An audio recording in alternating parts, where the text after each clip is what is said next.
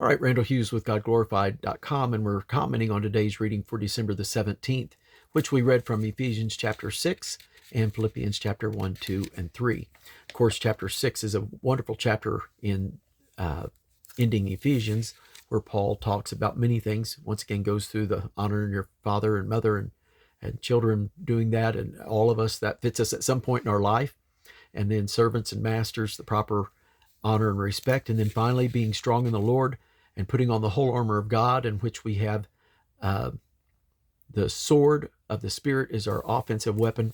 And then he ends it by saying, with all praying always with all prayer and supplication in the Spirit. And so a key element included in that warfare is going to be your prayer time. And so it's so important that you spend time in the Word and in prayer.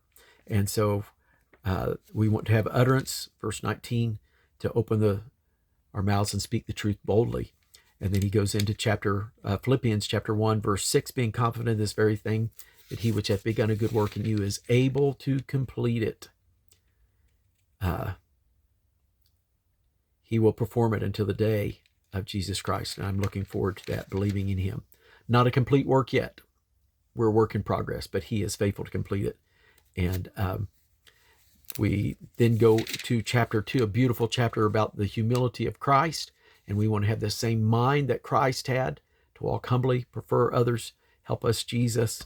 And because of the way that he walked in making himself no reputation, although in the form of God, he did not grasp at the divine prerogatives that he could have had he chosen to. Unlike Adam, who failed, because he saw that to eat of the fruit would make him like God, to have knowledge of good and evil. Jesus did not grasp at the equality with God. He humbled himself and became obedient to death. And God has given him a name above every name, that at the name of Jesus every knee should bow of things in heaven. And this is pointing back to Isaiah chapter 45. And in that passage, everyone is bowing to Yahweh. And so Kyrios carries the meaning of Yahweh in this passage. I believe every knee should bow and every tongue confess that Jesus Christ is Yahweh, to the glory of God the Father. And so an awesome verse there. Everyone to work out their own salvation with fear and trembling. And the possibility of running in vain in chapter 2, verse 16.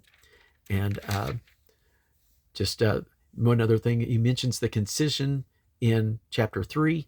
That is those that would mutilate the body, force circumcision.